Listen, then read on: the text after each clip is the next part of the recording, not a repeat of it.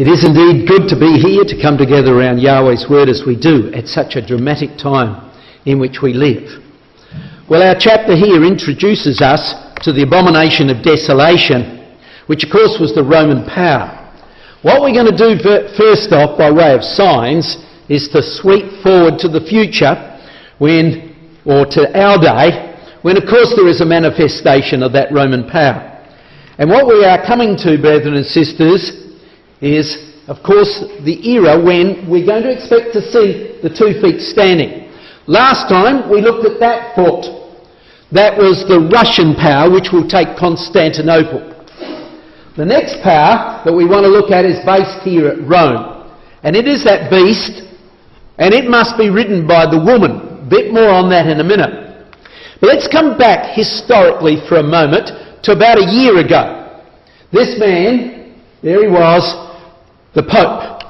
He was the man in Rome at that time. And he was the first Pope to stand down for 600 years. And you might say to yourself, why? Well, have a look at him. We can have a little bit see what's going on. He was not well. But there's good reason for why he was not well. Look at the figures.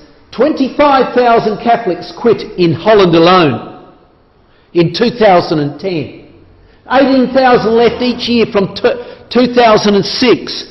Come down to another article from the Los Angeles Times. 1 out of 5 Catholics in Spain weren't attending. 1 out of 6 in Germany were not attending. 1 out of 10 in France were not attending. We know why. Because of the corruption that was taking place and the immorality that was in the church. And so this man stood down. He said, I haven't got the answers. And another man came to power. The first Jesuit Pope that took power. Here he is. The Jesuit's oath demands that he should never have taken that position, but he did. He took that position, he sought the highest office, and who are the Jesuits? They're the Roman Catholic military, so to speak. God's Marines, says the Catholic News. This is the military power, so to speak, of the Roman Catholic Church. And when he came to power, something happened that was very dramatic. The day he was ordained in the Vatican was hit by lightning twice. And the Roman Catholic Church says this. A Roman Catholic site, here it is, said the only time that's happened before that can be recalled was in 1870 when the Church declared that it was infallible. The Pope was infallible. Significant. And so we can see how significant that means, this man coming to power. We're shown by the hand of God, it would seem. You know, here's another little interesting thing. Remarkable things. You've probably seen this, but it's most interesting. He, after a while, this year, prayed for the Ukraine area. And had 2 young teenagers, there they are, with doves, symbols of peace. And at the close of his prayer, he released those doves. And suddenly in came a crow and a seagull. Now, seagulls and crows don't usually work together, nor are they so malicious and cruel that they do that. Look what the crow did there. Yes, crows can do that. Have you ever seen a seagull do that? And it was over the Vatican Square. And it happened simultaneously, almost. What are we being told? Well, let's ask the Church, the Roman Catholic Church itself, what that really meant. Very ominous sign for Ukraine. I dare say that was true. But it also signifies things to us, doesn't it? And indeed, here he is. The Time magazine, January the 1st, stated he's the person of the year. He's the people's Pope. But we expect that, don't we? The frog-like spirit, liberty, fraternity and equality, has got to come out of his mouth. That's the language that woos the people, isn't it? Look what they're telling us about. We can't spend time on this. But the first non-European Pope, a Jesuit Pope, he didn't call himself a Pope, he calls himself the Bishop of Rome, plays it down to invite other churches to accept him. He decentralises the power from Rome. He worships Our Lady of the Fatima. Why? Because Fatima was the daughter of the Prophet Muhammad. Now that's a title used of Mary, but he's blurring the images. He's blurring the images. And Mary, of course, is the only woman named in the Quran. And so here he is. He's trying to work and to move the people. He's trying to work with everyone, even the Jews and the Muslims. And he's getting a huge following. Little wonder, look what he's doing. He's going down to prisons and washing the feet of female prisoners. He's going, look at with the kids, putting his cap on there. Oh, they love him. Going down to hospitals, look at this grotesque face, trying to bless somebody there. He's going to weddings. Oh, I've divorced and remarried, that doesn't matter. And he's joining in, and look at this, what they are doing. Little wonder, January the 1st, came a message that probably, only we can probably really appreciate. Our ABC broadcast BBC on that occasion, and the BBC stated Pope Francis drew 6.6 million since he's come to power.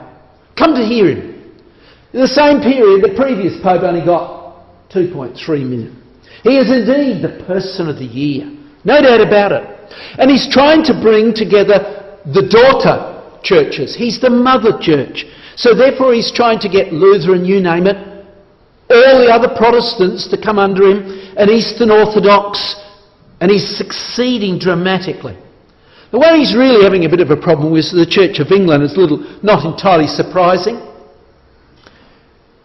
because they've always stood aside. We could go into that, but we won't at this time. We haven't time. But here he is with the Archbishop of Canterbury. The Archbishop of Canterbury backs Pope Francis as Times Person of the Year. The Pope has been hugely effective, he says, and is an extraordinary man. But the people aren't being swayed. He's going to remarkable ends to achieve this. A little bit humorous here, but you know what he's done? He's established a cricket team in the papacy. And he's asked the Church of England to establish a cricket team. And next year at Lord's in London, that's this year, in September, they're going to play. He knows that's the only way he's going to sway the Brits. And he's suggesting they'll have umpires, Muslim and Jewish. He's trying to get everybody to become under his mother church control. And they're going to be doing this, said the BBC's Alan Johnson's report. He adds that that game is going to be really well run. Anything else wouldn't be cricket. And so they're going to conduct that in London to sway the British people. Maybe they will. But look, coming back to Scripture, brethren and sisters, look what we can see. We know that there must become three particular images: the dragon, the beast and the false prophet. We looked at the dragon, that's the power last time, which is the Russian power in Constantinople. So put that aside for a minute. The beast is the Roman power, today more the Western Europe, where the Holy Roman Empire used to be. And it must be ridden by the woman. There's no doubt about it, because in the next chapter, Revelation 17 verse 3, it says, I saw a woman stood upon a scarlet-coloured beast. And we know who that woman is. It's the woman sitting on the city, in that city, or is that city that ruled in the days of John. And that was the Roman Catholic power, wasn't it? And there she rides the beast. Roman Catholicism, riding the more Western European area. Is it happening? Do you know what it is? Look at this. If you go through Europe, this man who's the head of the EU made a bit of a blunder last year. He said, we all went to the same school. The newspapers went crazy chasing it up. They found out that the head of the bank, Mario Draghi, was a Jesuit too. Herman Rompuy, of course, was a Jesuit. Prime Minister of Spain was a Jesuit. The Prime Minister of Luxembourg and the head of the EU Club of Nations was a Jesuit. This man, of course, since I did that before, has resigned or been voted out. But the consequence now is at least 6 of the key leaders of Europe are Jesuits. What does it mean to be a Jesuit? Let's have a look very, very briefly. This is the oath that they swear, apparently. They will wage relentless war. They will extirpate and exterminate, secretly using poison cut and so forth. This is back in the 1540s. The strangulation called the steel poignard, the leaden bullet, regardless of honour, rank and dignity, when ordered by the papacy. So if the Pope now tells these gentlemen what to do, they must do it, even if it's murder. So we can see the power that's now in Europe. But it's spreading everywhere, even to Australia. Look at this. Jesuit old boys now our leaders. Abbott, Joe Hockey, Christopher Pyne, David Gillespie, all apparently Jesuits. Or at least attended Jesuit schools. Put it that way here. Well, let's leave that just for a minute and come aside for a second. We know this chapter well. There's Ezekiel 38. And like a little serpent that runs through those verses, there's a key word. Here's the key word: company, company, company. And there's the verb that comes from that noun. It's the Hebrew word kahal. There it is. Translated by the Greek Old Testament church. And a religious assembly of nations coming to the Middle East. So the papal blessing will be behind that invasion. Well, is it happening? Is the new Pope working with Russia now? As we know, ultimately it must do so. Well, Russia's becoming very religious. Here's the Pope working with Kirill, the leader of the Russian Orthodox Church up in Moscow. And since the Pope Putin has come back into power, he has opened over 25,000 churches in Moscow that were closed under the communists. Apparently at one point opening them at 3 churches a day. He's certainly moving the country dramatically towards religion. Dramatically towards religion. And of course, he's gone down to see the Pope. And they're not talking about religion. They're talking about controlling countries. Look, how can we sort things out in Syria? This is what they publicly stated they were talking about. But I'm sure that it was even deeper than that. Well, brothers and sisters, we can see, can't we? The signs of the times is very clear. Things are moving dramatically. It's moving fast. Look at Russia. Now look at the papacy. How long have we got? It's therefore very valuable that we are now looking at Matthew chapter 24.